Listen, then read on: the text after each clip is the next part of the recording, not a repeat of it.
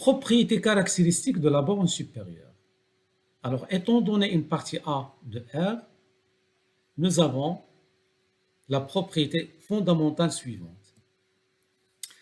Alors, pour un M réel, nous avons M égale à sup de A, si et seulement si, tout d'abord, quel que soit x appartient à A, x il est inférieur ou égal à M.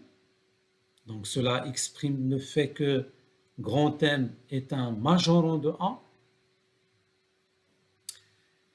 Et deuxième chose, c'est quel que soit epsilon positif, il existe x appartient à A tel que grand M moins epsilon inférieur strict à x inférieur ou égal à grand M.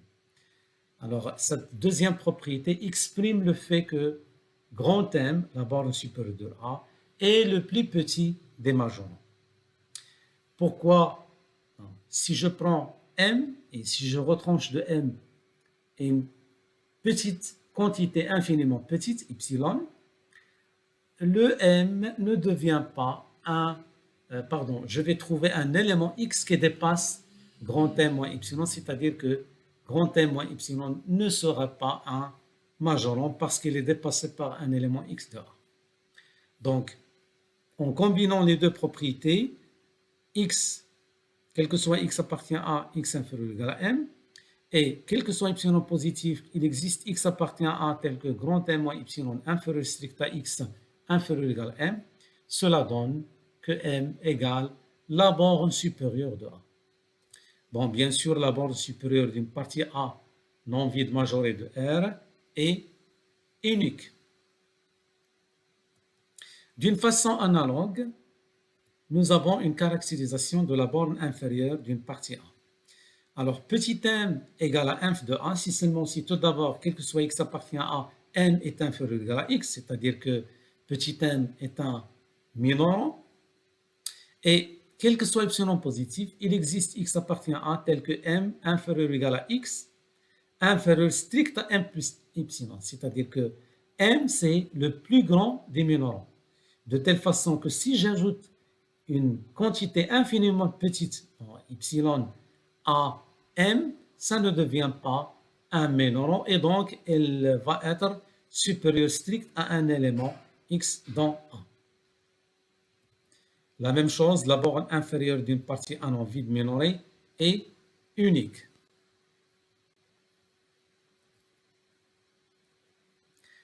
Alors voici quelques remarques. Sup de A n'appartient pas forcément à A. Si une partie A admet un plus grand élément alpha, alors sup de A égale à alpha, c'est-à-dire que si la partie A possède un plus grand élément, elle va être bien sûr le plus petit des majorants, et donc sup de A égale à alpha. Bon, le plus grand élément d'une partie A est le noté max A, et lorsqu'il existe, max A il est égal à sup de A. L'inf de A n'appartient pas forcément à grand A. Si une partie A admet un plus petit élément bêta appartenant à A, alors inf de A est égal à bêta. Bon, bien sûr, c'est le plus petit élément, il appartient à A. Et donc, c'est le plus grand des minorants. Et dans ce cas, l'inf de A égale à bêta égale à voilà, l'inf de A égale le plus petit élément de A. Alors, le plus petit élément de A, il est noté min de A. Donc, dans le cas où min de A appartient, lorsque min de A existe, elle est égale à l'inf de A. Voici un exemple. Considérons l'ensemble A égale à 1 sur n plus moins 1, la puissance n, telle que n appartient à n étoile. Bon, tout d'abord, A n'est pas vide, car 0 est égal à 1 plus moins 1 puissance 1, il appartient à A. Donc, il s'écrit de cette forme. A, elle est bornée, en effet, quel que soit n appartient à n étoile, j'ai 0 inférieur strict à 1 sur n inférieur ou égal à 1. Et lorsque j'ajoute moins 1 à la puissance n qui est égal à moins 1 ou bien 1, j'aurai moins 1 inférieur strict à 1 sur n plus moins 1 à la puissance n inférieur ou égal à 2. Alors maintenant, on va montrer que sup de A égale à max de A égale à 3 demi, c'est-à-dire que A admet en fait un plus grand élément qui sera la borne supérieure de A. Bon, la borne supérieure est le plus grand élément de A, c'est 3 demi. En effet, 3 demi est égal à 1 demi plus moins 1 au carré, elle appartient à A. Bon, on va discuter le cas n pair et n impair. Si n et 1 est pair, alors il s'écrit sous la forme de k, avec k supérieur ou égal à 1. Donc 1 sur n plus moins 1 puissance n, c'est 1 sur 2k plus 1. Et comme 1 sur 2k il est inférieur ou égal à 1 demi, donc 1 sur 2k plus 1 il est inférieur ou égal à 1 demi plus 1 qui est égal à 3 demi. Si maintenant n est impair, alors n elle est égale à 2k plus 1 avec k supérieur ou égal à 0. Donc 1 sur n plus moins 1 puissance n égale à 1 sur 2k plus 1 moins 1 qui est égal à moins 2k sur 2k plus 1, il est inférieur strict à 1 demi. Dans ce cas, nous avons un nombre négatif, donc il est forcément inférieur strict à 3 demi. D'où, dans les deux cas, 3 demi est un majoron de A qui appartient à A, et donc max de A égale à 3 demi égale à sup de A. Maintenant, on va montrer que A admet une borne inférieure qui est égale à moins 1.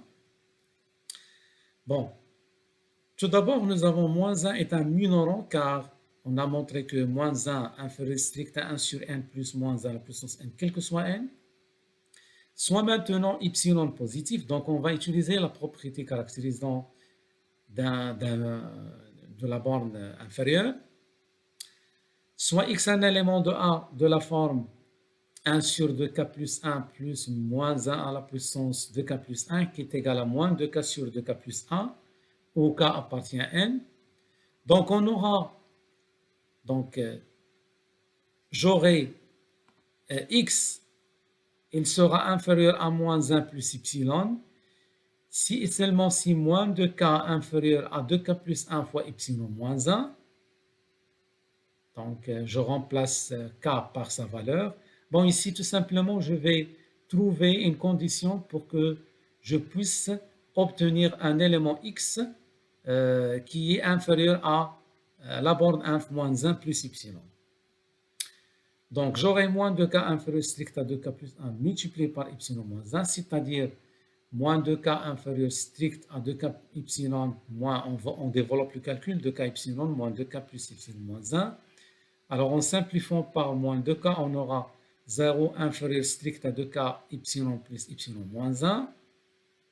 Donc, on aura donc moins 2k epsilon inférieur strict à epsilon moins 1. Cela il est équivalent à 2k epsilon supérieur à 1 moins epsilon, c'est-à-dire k elle est supérieur strict à 1 moins epsilon sur epsilon. Alors, si epsilon elle est supérieure ou égale à 1, la quantité 1 moins epsilon sur epsilon elle est négative et donc je peux tout simplement prendre pour k la valeur de 0.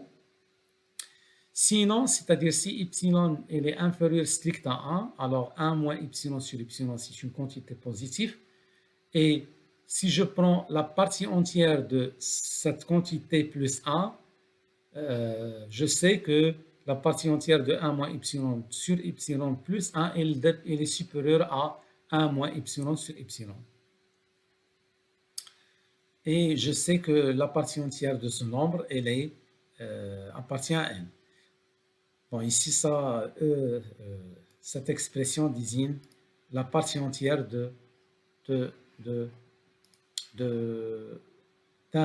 réel x. Donc, il existe x qui est égal à 1 sur 2k plus 1 plus moins 1 à la puissance de k plus 1, un élément de A, tel que moins 1 inférieur à x inférieur strict à moins 1 plus epsilon. Par conséquent, nous avons donc montré que moins 1, c'est l'inf de A, mais ici on remarque que le min de A n'existe pas parce que, en fait, si le min existe, donc il sera de cette forme, moins 2k sur 2k plus 1, Et si moins 2k sur 2k plus 1 égale à moins 1, on aura moins 2k est égal à moins 2k moins 1. Et en simplifiant par moins 2k, on aura 0 égale à moins 1, ce qui est impossible.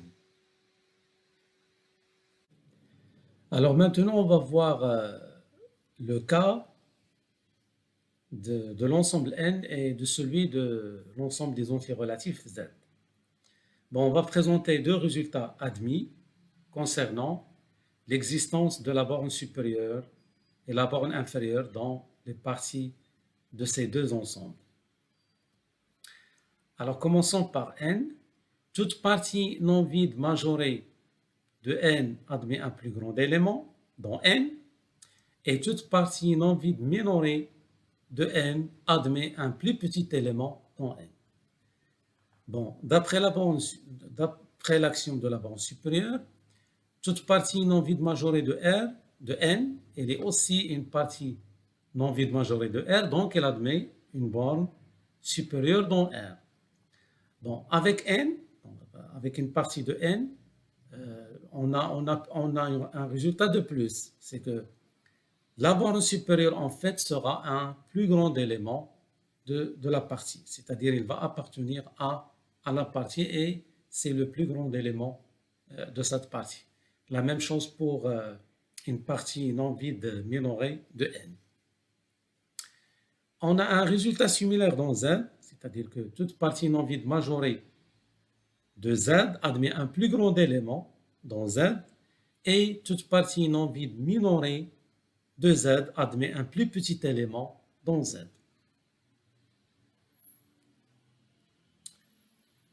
Alors maintenant, le cas de l'ensemble Q. Nous savons que Q est une partie de R. Bon, nous avons le résultat suivant, qu'on va démontrer dans un exercice. Toute partie non vide majorée ou bien minorée de Q n'admet pas forcément une borne supérieure dans Q.